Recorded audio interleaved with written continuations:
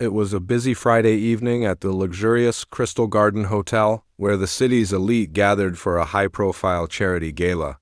Among the guests was Mr. Richard Lawrence, a well-known billionaire, accompanied by his elderly father, Samuel, a kind man who had been deaf since birth.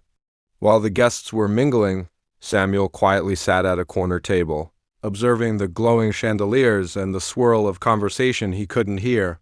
Few people paid him any attention until something unexpected happened. Suddenly, a loud crash echoed through the hall. Samuel had stumbled and fallen near the buffet line.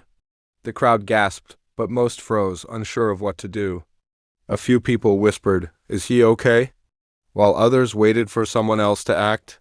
Then, out of nowhere, a young black waiter named Jamal sprinted across the room, gently kneeling beside Samuel. He helped him sit up, checked for injuries, and asked softly, "Are you hurt, sir?"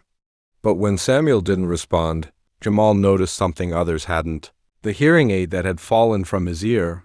Instead of panicking, Jamal began using sign language.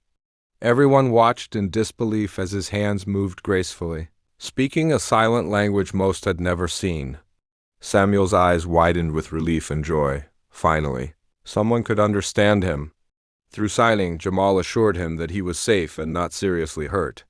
The old man smiled, gripping Jamal's hand with gratitude. Moments later, Mr. Lawrence rushed over, pale with worry. But what he saw stopped him in his tracks, his deaf father laughing and signing fluently with the waiter. You know sign language?" he stammered. Jamal nodded humbly. "My mother was deaf," he said. "She taught me to communicate with love, not words." The billionaire was speechless. In a world full of people chasing wealth, this young man had something more valuable: compassion.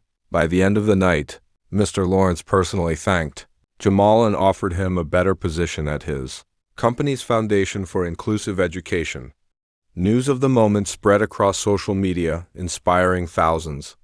That night, the richest man in the room wasn't the billionaire, it was the waiter with a heart big enough to listen. Without hearing a sound,